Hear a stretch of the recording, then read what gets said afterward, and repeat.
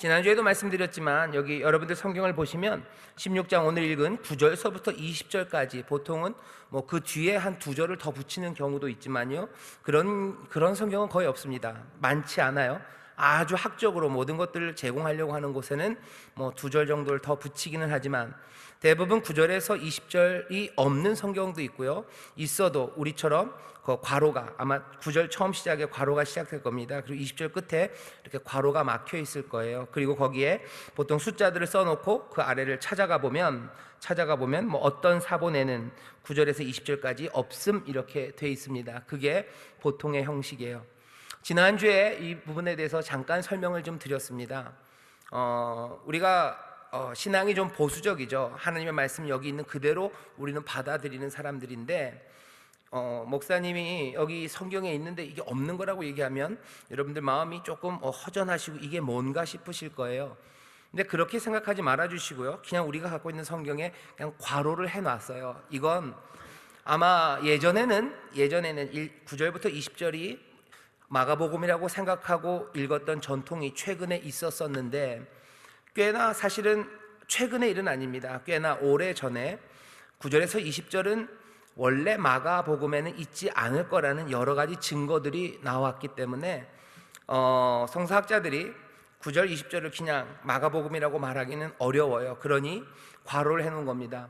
그냥 빼기에는 너무 서운해요. 왜? 그렇게 읽어온 적이 너무 많았기 때문에 그것들을 빼는 것보다는 그냥 가져다 놓고 그대로 둔 상황에서 이것이 적어도 마가의 원문은 아니다라고 표시를 해놓는 게 교회나 믿음의 사람들에게 유익이 될 것 같기에 많은 성경들이 이런 방식으로 마가복음을 마무리해 놓습니다. 그러면 9절부터 20절은 어떻게 읽어야 되나 하는 거죠. 제가 지난주에도 말씀드렸어요. 이 부분에 대해서는 담임 목사를 좀 전적으로 믿으셔야 됩니다. 오래된 사본들이 있어요. 꽤나 오래된 사본, 나중에 발견되었기 때문에 아마 20절까지 성경이 쓰여질 때는 없었지만 나중에 훨씬 더 권위 있다고 밝혀진 사본들에는 9절에서 20절 내용은 없습니다. 그 내용은 없는 게 사실이에요. 그럼 이 말씀들을 어떻게 이해해야 할까? 지난주에도 말씀드렸는데요, 이런 식으로 이해하는 게 제일 좋습니다. 적어도 9절부터 20절까지는 마가가 쓴 건 아니에요. 하지만 누군가 써놓았죠. 그리고 누군가가 써놓았는데 그 쓴 누군가는 나쁜 사람이 아닙니다. 며칠 전에 써붙인 것도 아니고요, 꽤나 오래전에, 어쩌면 우리가 갖고 있는 이 성경 말고 알고 있는 믿음에 관한 책들 중에서 가장 아마 앞쪽에 있었던 사람들, 그러니 처음 교회 사람들 중에 누군가가 이 내용을 덧붙인 건 확실합니다. 마가복음은 아니에요. 그래도 어쩌면 사도의 권위를 가지고 있는 책은 아닐지언정 우리가 존경하고 사랑하고, 그리고 어쩌면 예수님의 부활을 직접 본 사람들과, 그리고 적어도 그 본 사람들의 후예쯤 되는 사람들이 여기에 있는 이 말씀들을, 예수님의 부활을 보고 그 믿음을 가진 사람들, 그들의 신앙을 본 사람들, 그 사람들이 적어놓은 아주 가까이에서, 시대적으로 아주 가까이에 있는 그런 기록입니다. 그 기록으로 따져서 이 말씀을 읽게 되면 오늘 설교의 제목 그대로요, 부활의 주님을 만난 사람들이 한 고백입니다. 마가의 글은 아닐 거예요. 하지만 여전히 신뢰할 만한 사람들이 뭔가 더 붙이고 싶어요. 부활의 주님을 만났는데 그 뒤에 일어난 일에 대해서 8절에서 그냥 이렇게 뚝 끝나는 거, 이건 좀 아닌 것 같다는 거죠. 이건 좀 아닌 것 같기 때문에 가져다 붙인 이야기입니다. 들어볼 가치는 충분해요. 적어도 이런 느낌에서입니다. 초대교회 사람들, 부활의 주님을 만난 사람들, 그리고 그 만난 사람들의 바로 후손쯤 되는 이들은 예수 그리스도의 부활을 이렇게 이해한 거예요, 오늘 본문처럼. 그리고 그 사람들은 이렇게 고백하는 겁니다. 그리고 그 만남과 그 고백 가운데 이렇게 사는 것이 자기들의 삶이라고, 자기들의 삶을, 예수 그리스도의 부활을 고백하는 내용이 9절부터 18절입니다. 그러니 다른 앞에 있는 마가복음을 대하는 태도와는 조금 달라요. 하지만 여전히 우리에게 유익이 되는 말씀입니다. 도대체 부활의 주님을 만난 사람들은, 그리고 그 후손들, 그 아들들, 그리고 그 손자들은 예수님의 부활에 대해서 어떻게 생각했을까? 그리고 그 처음 교회 사람들은 그 핍박과 어려움들이 있는 그 상황에서 자기들은 어떻게 살아야 된다고 다짐하고 결단하고 자기들의 삶의 이정표를 세웠을까? 오늘은 그것들을 지금 보는 시간입니다. 그러니 이렇게 이해하시면 좋겠어요. 아주 멋진 신앙의 사람들, 그것도 아주 오래된, 예수님과 아주 가까웠던 그렇게 멋진 신앙인들이 자기들의 삶 그리고 부활을 고백한 내용입니다. 그 내용들을 살펴보면요, 처음 시작은 불신에서 시작돼요. 9절부터 11절은 막달라 마리아에게 보이시고 또 마리아가 가서 전합니다. 그런데 사람들은 믿지 않았다고 얘기합니다. 사람들이 믿지 않았어요. 이 얘기가 전하고 싶은 바는 그거죠. 부활을 믿는 게 만만치 않습니다. 막달라 마리아가 직접 보고서 제자들에게 말했지만 믿지 않아요. 어쩌면 예수님의 부활을 여기 초대교회가 많은 사람들에게 말했을 거예요. 하지만 사람들이 믿지 않죠. 심지어는 교회 안에도 믿지 않는 사람들이 하나씩 둘씩 생깁니다. 왜냐하면 예수님이 부활하신 바로 그 다음에 예수를 믿게 된 사람들은 그 부활의 사건 앞에서 믿었어요.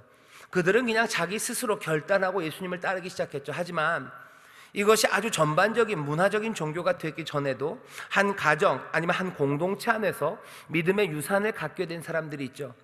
태어나서부터 아버지가 할아버지가 예수님을 믿어요. 그러니 그냥 얼레리 꼴레리가 아니죠. 뭐래죠? 얼떨결에 믿게 된 사람들이 있습니다. 여전히 예수님 믿는 건 굉장히 위험하고요. 그리고 생명을 거는 고백이 필요하지만 그럼에도 불구하고 부활을 믿지 않은 상황에서도 예수님을 믿는 어쩌면 믿음의 공동체에 속한 사람들이 있어요. 하고 싶은 말은 뭡니까? 부활을 믿는다는 건 정말 어렵습니다. 막달라 마리아가 직접 보고 바로 그때 복음을 전하고 부활의 소식을 전했어도 사람들이 믿지 않았어요. 한 번 더 얘기합니다. 그 후에 예수님이 막달라 마리아에게 나타나셔요. 그래서 전하라고 하죠. 또 그 다음에는 두 제자에게 나타나십니다. 그리고서는 또 자기가 누군지를 알리시고 이 두 제자는 예수님의 부활을 말해요. 12절부터 13절이 그 내용입니다. 그 후에 저희 중 두 사람이 걸어서 시골로 갈 때 예수께서 다른 모양으로 저희에게 나타나시니 두 사람이 가서 남은 제자들에게 고하였으되 역시 믿지 아니하니라.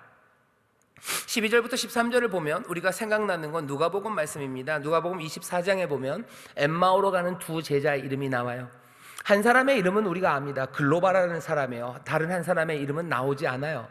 그냥 추측건데 글로바는 나중에 누가복음을 읽는 사람들이 알만한 사람이었고 나머지 한 사람은 아마 알 수 없을 것 같아서 이름을 그냥 무명으로 놓았을 수도 있고, 또 어떤 사람들은 그 두 제자가 하나는 글로바 그리고 이 두 사람은 부부일 거라고 생각하는 사람도 있습니다. 뭐가 됐든지 여기 마가복음 16장 12절부터 13절에 있는 내용은 누가복음 24장에 있는 엠마오로 가는 두 제자 이야기를 그대로 생각나게 합니다. 두 제자가 엠마오로 가면서 예수님을 만나요. 하지만 예수님이 이제 알아보지 못하죠. 그리고서는 예수에 관한 이야기를 합니다. 예수님은 그들에게 성경을 쭉 풀어서 예수 그리스도가 죽어야 되는 것에 대해서 설명해요. 사람들은 떠나는 예수님을 붙잡습니다. 그리고 떡을 떼어서 식사를 하죠. 떡을 뗄 때 이 사람들의 눈이 밝아져요. 우리가 보았던 그분이에요. 그리고는 서로 얘기합니다. 우리 떡을 떼실 때 우리의 마음이 뜨거워지지 않았냐고, 우리가 부활하신 주님을 만났다고. 예루살렘으로 이 사람들은 기뻐하며 가죠. 예루살렘에 가서 제자들에게 복음을 전해요. 부활의 소식을 알립니다. 그 사건 누가복음의 이야기를 기억나게 하는 12절 13절입니다. 그러니 마가복음은 여기 있는 뒤에 있는 이 이야기는 아마 누가복음에서 그리고 마태 그리고 또 요한에서 이 이야기들을 다 모아요. 거짓말은 아니죠. 정말 있는 이야기를 모읍니다. 하지만 뭐라고 지금 전하고 싶어요? 부활을 믿는다는 건 만만치 않아요. 부활을 믿는 믿음은 그건 쉽지 않다는 거, 그거 얘기합니다. 하지만 거기서 끝나지는 않아요. 부활을 믿는 게 쉽진 않지만 그렇다고 그것이 그냥 두고 볼 일도 아닙니다. 14절부터 나오는 이야기를 들어보시죠. 그 후에 11제자가 또 음식을 먹습니다. 예수님은 막달라 마리아에게 나타난 것처럼 그 엠마오로 가는 시골로 가는 두 제자에게 나타난 것처럼 이번에는 11제자에게 또 나타나셔요. 예수님은 자꾸 나타나시죠.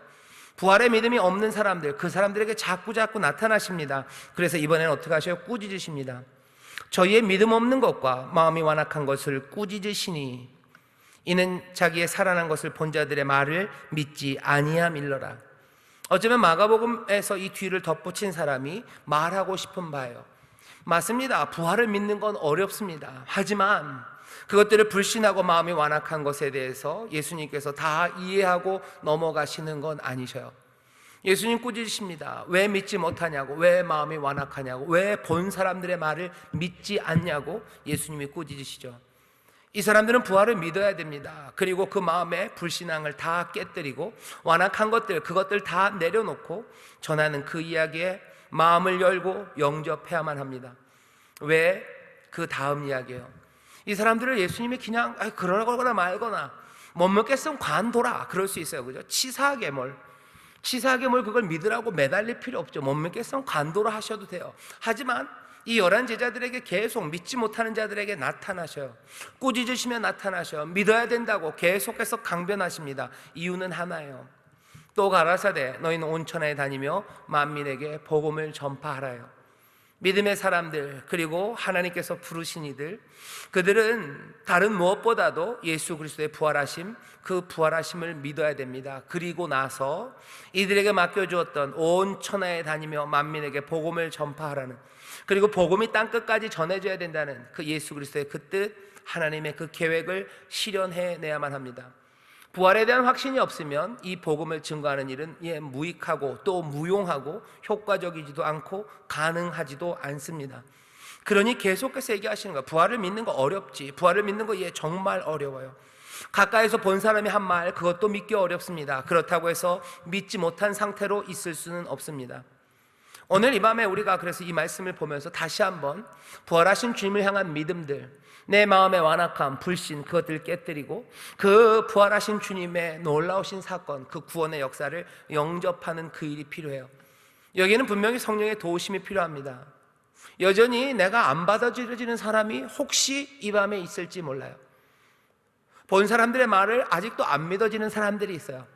그런가 보다 하고 누가 물어보면 그냥 고개는 끄덕여 줄 것 같은데 내 마음에 믿어지지 않는 사람들, 마음은 굳어져 있어서 그냥 고개는 끄덕이고 나는 교회 안에 그리고 공동체 안에 있기 때문에 그냥 그렇다고 그러려니 라고 하고 지나가는 사람들, 여러분들이 그런 분들이라면 자기 자신을 잘 보셔요.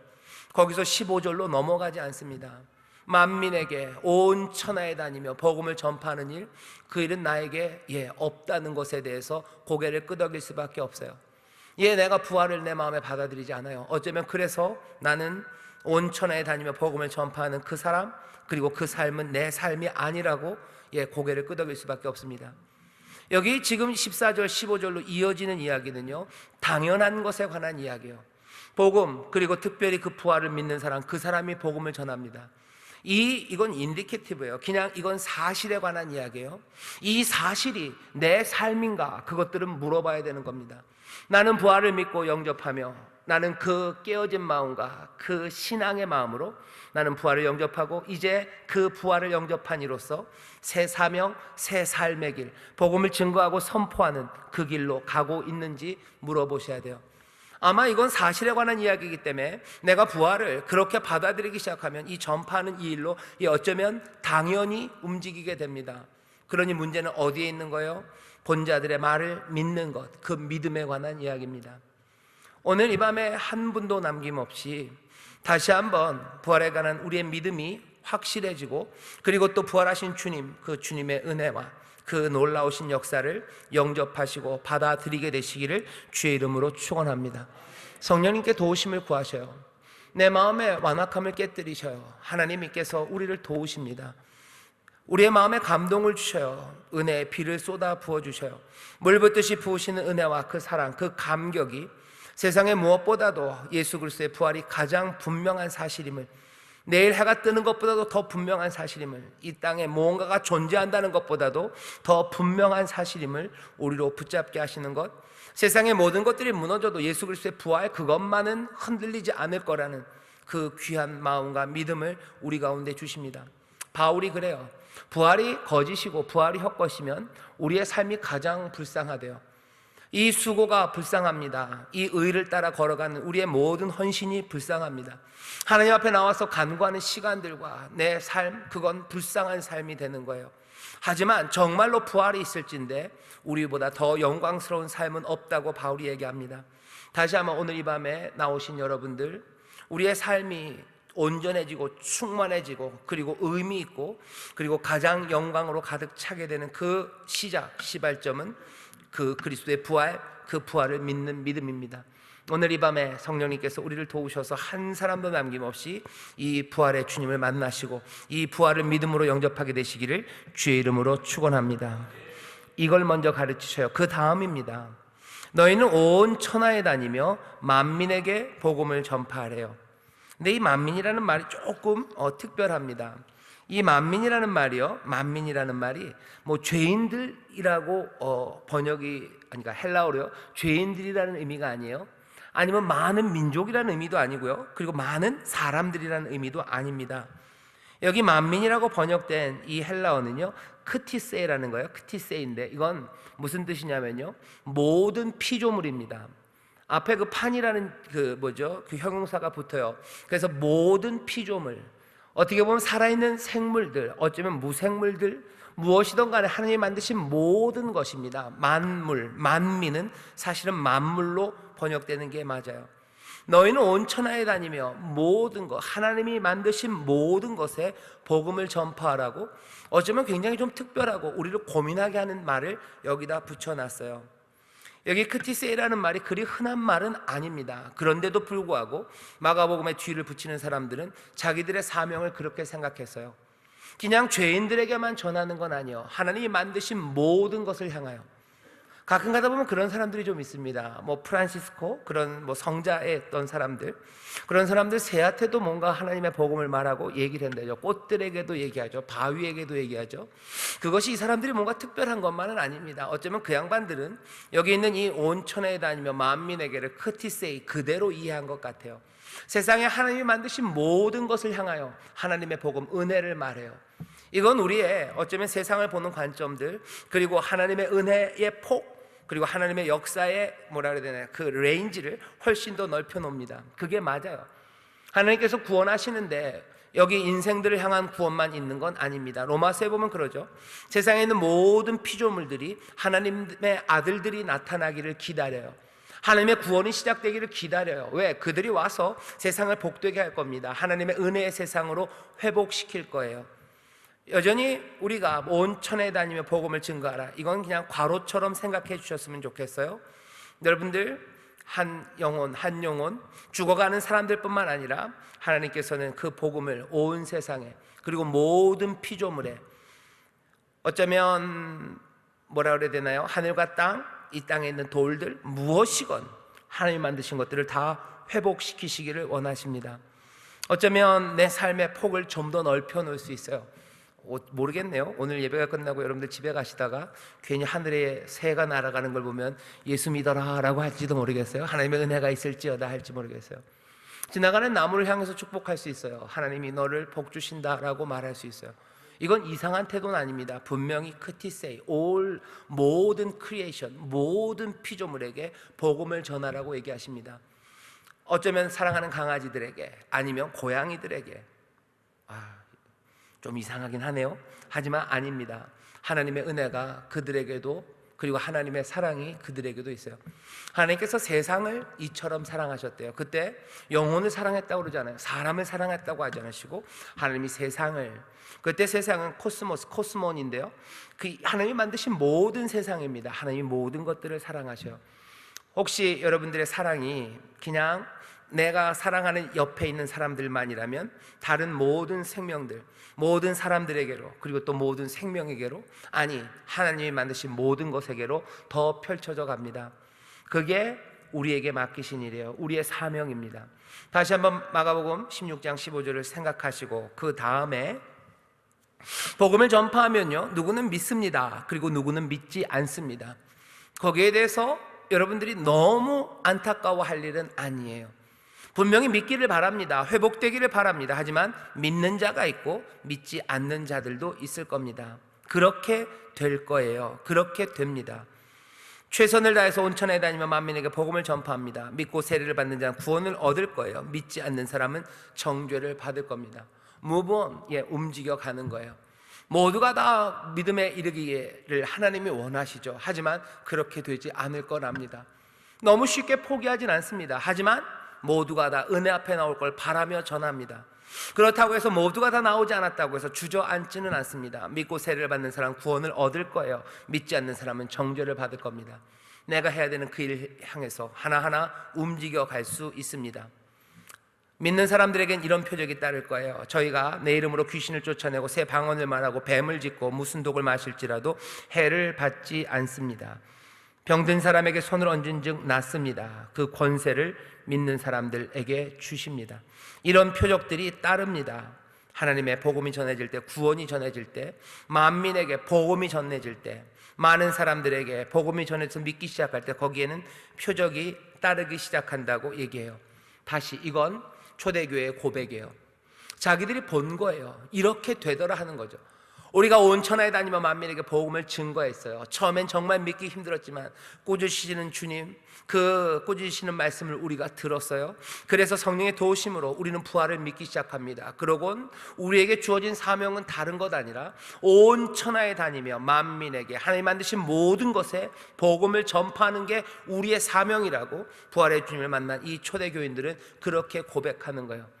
우리의 삶은 복음을 증거하는 거예요. 거기에 나타나는 것은 하나님의 놀라우신 권세와 그 능력입니다.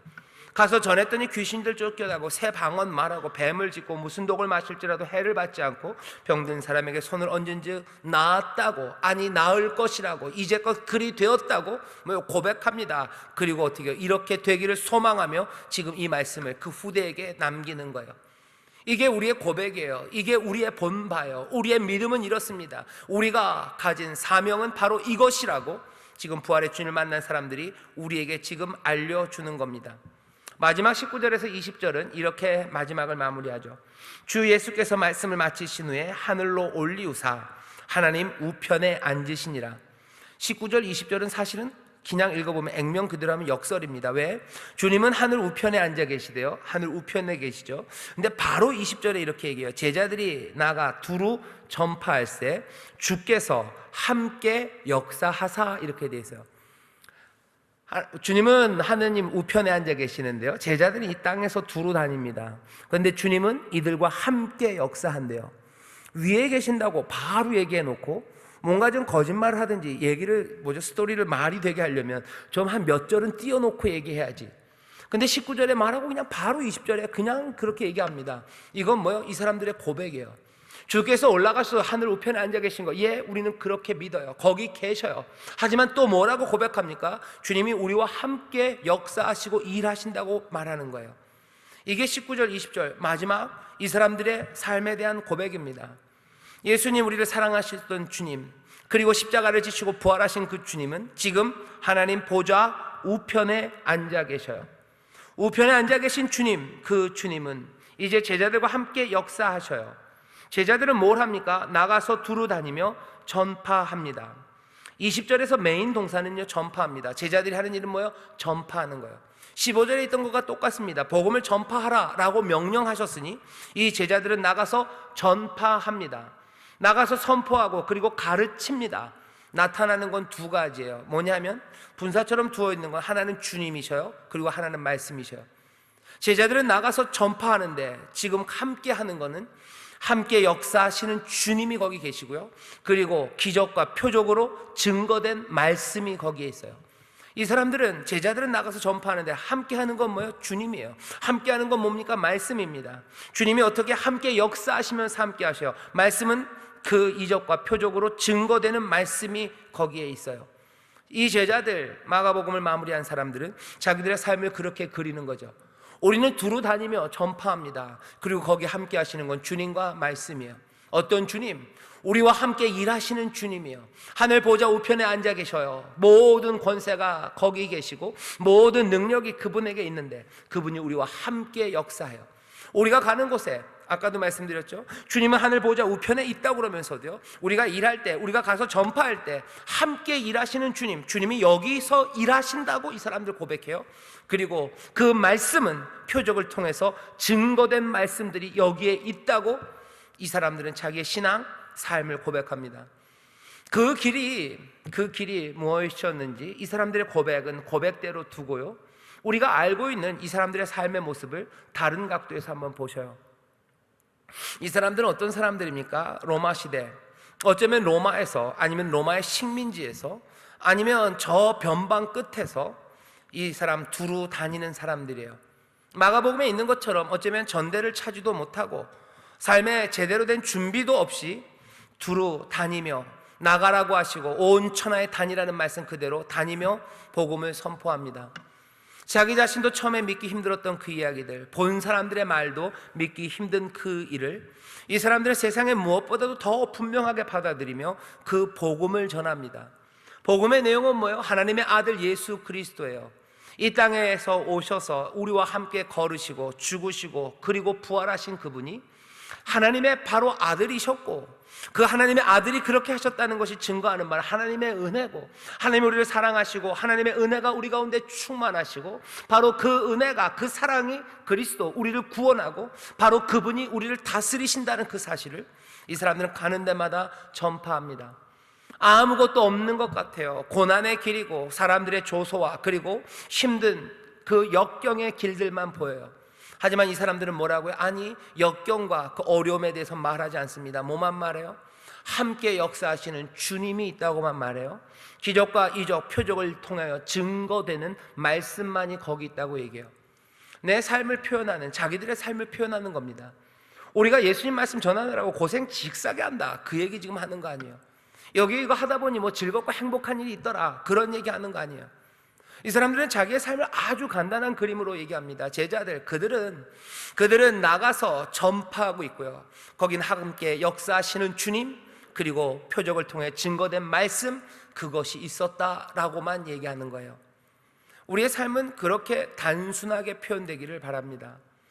우리의 삶의 버라이어티가 굉장히 많죠. 우리가 살아가는 삶의 현장들이 다르고, 우리가 만나는 사람들이 다르고, 우리의 직업이 다릅니다. 하지만 그 모든 일들 가운데 예수 그리스도의 제자들의 삶은요, 그냥 단순하게 이 세 가지로 설명이 돼요. 전파하는 사람들, 그들은 전파합니다. 그리고 거기에 함께 일하시고 역사하시는 주님이 계시고, 그리고 표적으로 증거된 말씀이 있어요. 하나님의 약속, 역사하시는 주님, 그리고 전파하는 사람들, 그 가운데서 이루어지는, 온 천하에 다니며 복음을 전파하라고 말씀하셨던 그 말씀의 뜻이 이루어지는 그 삶, 그것 말고는 부활의 주님을 만난 사람들은 삶에 대하여 고백할 게 없어요. 그리고 우리에게 전하고 싶은 삶은 더는 없습니다. 이것으로 충분해요. 이것으로 온전합니다. 이것이 복음이, 하나님의 아들 예수 그리스도, 그 복음이 우리의 삶에 가져다 주신 거예요. 어떻게 될까 궁금하죠. 이 사람들은 어떻게 살았을까 우리는 궁금합니다. 너무 염려하지 마십시오. 하나님의 약속의 말씀들이 그대로 이루어집니다. 이 삶 가운데 하나님 그리스도 구원과 그리고 주님의 다스리심이 거기서 분명히 역사하셔요.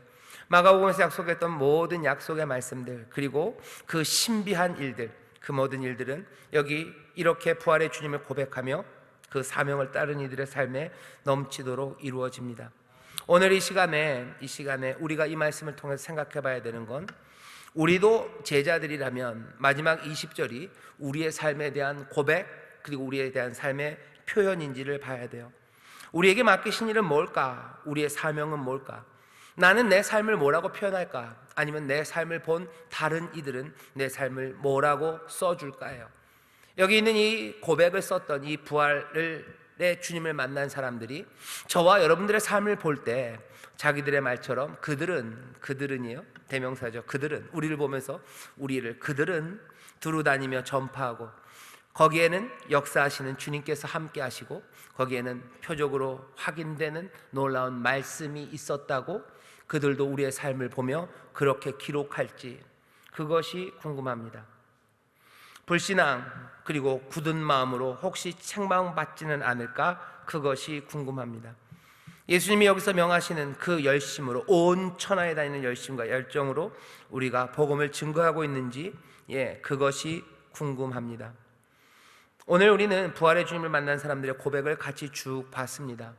이 고백이 우리의 고백일 수 있을지, 우리도 부활의 주님을 제대로 만나 영접하고 이들의 고백처럼 우리의 삶을 고백할 수 있을지, 온천에 다니며 만민에게 복음을 전파하라는 그 명령, 그 말씀, 그것을 사명으로 받아 우리도 두루 다니며 전파하는 사람들이 될 수 있을지. 전파는 다른 거 아닙니다. 선포하는 일입니다. 선포하고 가르치는 일입니다. 내 입술이, 그리고 내 영혼이, 내 삶이 하나님의 은혜와 사랑을, 그리고 주의 다스리심을 내가 전파하고 있는지, 하나님의 은혜로 우리를 대하신다는 게 내 고백을 통해서, 그리고 내 삶을 통해서 증거되는지, 주가 의로 다스리시고 공의로 다스리시고 그리고 은혜로 다스리심을, 평강으로 다스리심을 내 입술이, 그리고 내 삶이 제대로 전파하고 있는지, 증거하고 있는지, 우리는 이 말씀을 들을 때마다 어쩔 수 없어요. 사도행전 1장 8절을 기억하게 됩니다. 오직 성령이 너희에게 임하시면 너희가 권능을 받는데요. 그리고 예루살렘과 유대와 사마리아 땅끝까지 이르러 내 증인이 된답니다. 전파하는 일 그냥은 안 됩니다. 성령님이 우리를 도우시면 우리는 우리의 입술로 그리고 우리의 삶으로 이 복음을, 하나님의 아들 예수 그리스도를, 하나님의 은혜가 우리와 함께 하시고 사랑이 우리를 건져내시고 살리시고 다스리심을, 그 감당할 수 없는 은혜가 우리 가운데 있음을 성령님의 권능으로, 입술로, 그리고 우리의 삶으로 증거할 수 있습니다. 다시 한번 우리가 걸어가는 삶들에 대한 그림들을 보시고 내 삶을 어찌 고백할 수 있을지, 그리고 다른 이들은 우리의 삶을 어떻게 기술해 갈지 다시 한번 보았으면 좋겠어요. 이 삶이 정말로 영접할 만한 삶입니까? 주님은 이 삶이 영생의 삶, 하나님 나라의 삶, 전에 없었던 예수 그리스도 하나님의 자녀, 하나님의 백성으로 사는 삶이라고 우리에게 제안하십니다. 영접하시기를 주의 이름으로 축원합니다. 이 삶을 붙잡으시기를 주의 이름으로 축원합니다. 이거보다 더 귀한 삶은 없어요. 이거보다 더 의미 있는 삶은 없습니다. 우리 마음속에 그래요. 그러면 행복합니까? 예, 행복합니다. 그러면 내 마음에 만족이 있습니까? 예, 만족이 있습니다. 죽음이 아니라 생명으로 살아가는 삶, 생명은 다른 곳에 있지 않아요. 오직 예수 그리스도를 믿는 그 믿음, 거기 안에 생명이 있어요. 이 믿음으로 살아가는 사람들, 그리고 이 믿음으로 살아갈 사람들, 우리 앞에 있었던 믿음의 선배들이고, 그리고 여러분들이 이제 저가 이 일의 증인이 되어 많은 사람들을 이 삶으로 부를 겁니다. 그리스도의 삶에 들어오셔요. 그리고 이 믿음의 귀한 이 행진에 여러분들 함께 참여하십시오. 흰옷 입은 사람들 하나님을 찬송하는 그 자리에 우리도 흰옷 입은 사람들로 서기를 바라고, 끝까지 주님이 맡겨주신 그 일들을 감당하며 어쩌면 아픔, 고난, 순교의 그 자리까지 갔던 많은 사람들과 함께하는 이들이 되기를 바랍니다. 마지막 그날에 우리의 삶에 풍성한 소망으로 약속하신 바를 채우실 뿐만 아니라 그 길 가운데, 그 길을 걸어가는 가운데 세상에 줄 수 없는 기쁨과 평안들, 그리고 그 찬란함들, 그 능력들, 이적과 표적들, 그리고 신비하게 마련해 놓으신 놀라운 선물들로 우리를 가득하게 하셔요. 언제부터? 바로 오늘입니다. 지금이 구원받을 만한 때요. 오늘이 바로 그날입니다. 오늘 내가 이 삶을 영접할 때, 오늘부터 전엔 알 수 없었던 그 영생, 전파하는, 그리고 표적이 따라지는 분명한 말씀과 역사하시는 주님과 함께 살아가는 그 귀한 삶은 오늘 이 시간 시작됩니다. 오늘 영접하세요. 오늘 믿으셔요. 그리고 오늘 이 삶은 내 삶으로 붙잡으시고 오늘 성령의 도우심을 구하십시오. 그리고 오늘서부터 순종하며 내 삶에 전파라고 하신 그 말씀 그대로 복음을, 하나님의 아들 예수 그리스도를, 하나님의 사랑과 은혜를, 그리고 다스리시는 주님의 의와 그 평강을 여러분들의 삶의 주인으로, 그리고 내 삶의 지표로, 그리고 내 삶의 진리와 생명과 길로 붙잡고 나아가기 시작하실 때 하나님의 은혜가, 그 생명이 오늘 이 밤 시작될 줄 믿습니다. 부활의 주님 만난 사람은 그렇게 고백했고 오늘 그 고백이 우리의 고백인 줄 믿습니다. 기도하겠습니다. 하나님, 어찌 살까 많은 사람들이 이야기합니다.